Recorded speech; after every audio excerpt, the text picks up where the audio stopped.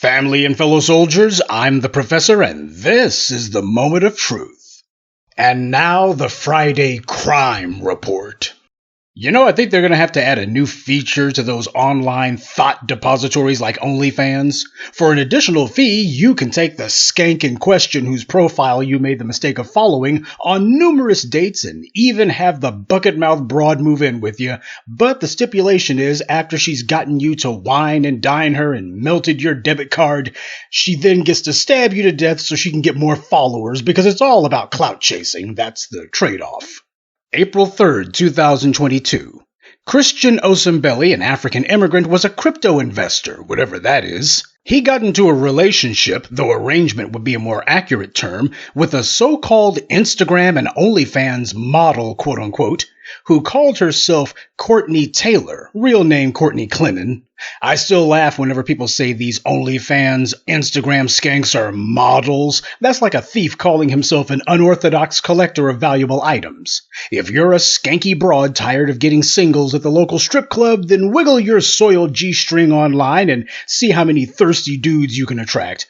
Apparently, this skank bucket managed to get something like 2 million subscribers. And while I'd like to think that she bought most of them, unfortunately, I've seen a number of comments that people like her get, even some in places like my channel. So sadly, a majority of the mental midgets who think that this qualifies as attractive, it could indeed be that high. I guess the old saying is true: the more a piece of crap stinks, the more flies it attracts.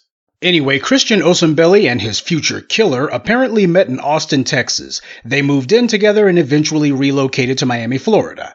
They moved into an apartment in January, but reports are that they fought so frequently, management was planning to evict them due to the numerous documented domestic incidents by the building staff. Well, I think we can take an educated guess at who was starting these fights. All the white media coverage says is that these two were in a toxic relationship. That's the term the white media keeps repeating over and over again. Toxic, toxic, toxic. They don't blame her for the toxicity, though, even though her behavior says they should. They put a neutral slant on their reporting, as if both of them were equally to blame. See, this is what happened with Ray Rice, too, by the way. You'll recall that his significant other also acted out against him in an elevator, no less.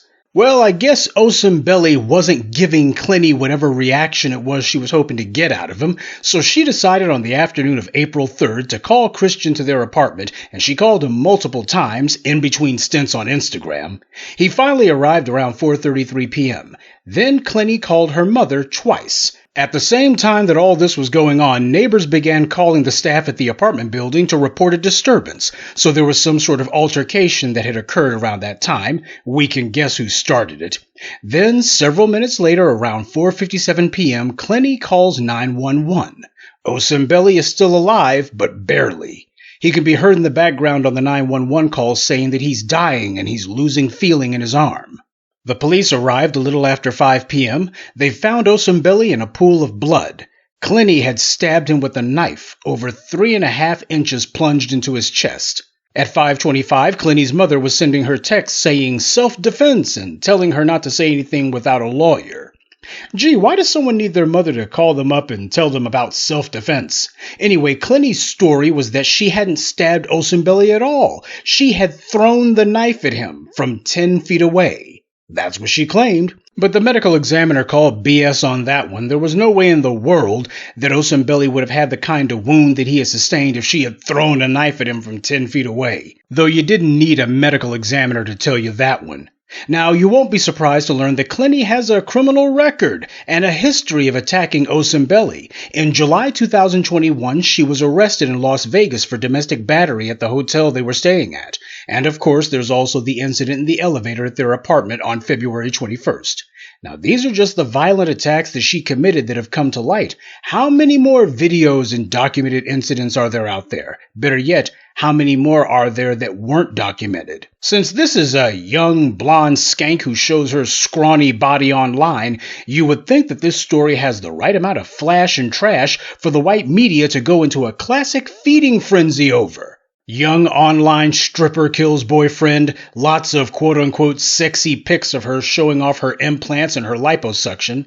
She's a social media star, again in quotes. With an alleged millions of followers online, this ought to have been a bottomless well of catnip for the white media. If any story is tailor-made to fit the white media narrative and to drive clicks and views, this would be it. An online stripper with millions of alleged followers? That's a hell of a lot more compelling, and you would think newsworthy for the white media than Jussie Smollett ever could be. And unlike Jussie Smollett, Clenney killed someone. She actually took someone's life. But instead of obsessing over this story, the white media treated it as a one-time story for the news cycle and quickly moved on. And they weren't alone. The legal authorities also automatically decided that no crime had been committed here. They didn't arrest her, and they allowed her to remain on the loose. And she, of course, had been playing the victim ever since because white woman tears. Now, she claimed to have PTSD. Well, actually, her lawyer was claiming that she had, but clearly she couldn't have been too traumatized because she found plenty of time to hang out in the bars and drink after the killing.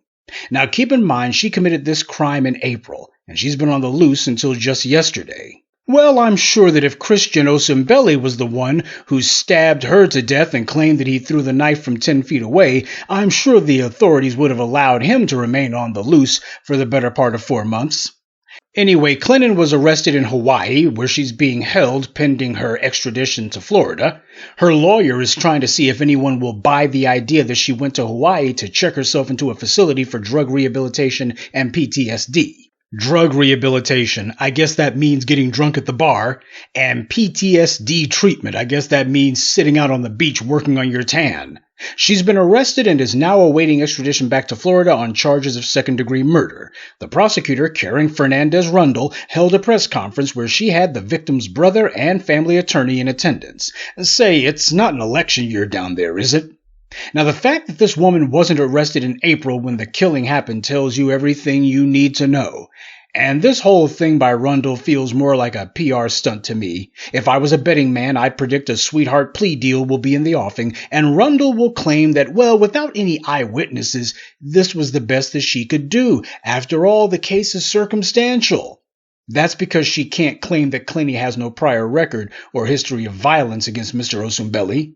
But don't let the optics fool you. This is not about putting a white woman in prison. The white media has its narratives based entirely on race, and to show a blonde-haired, blue-eyed white woman as some sort of ruthless killer who murdered somebody in cold blood, well, that doesn't fit the narrative.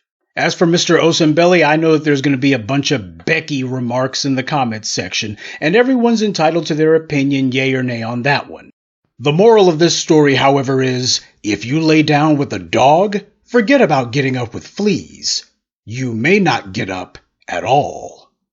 And that's this week's Friday Crime Report. Keep your eyes open and stay on alert, because there's a lot worse criminals out there than the ones that the white corporate media chooses to show you. Good day, and be one.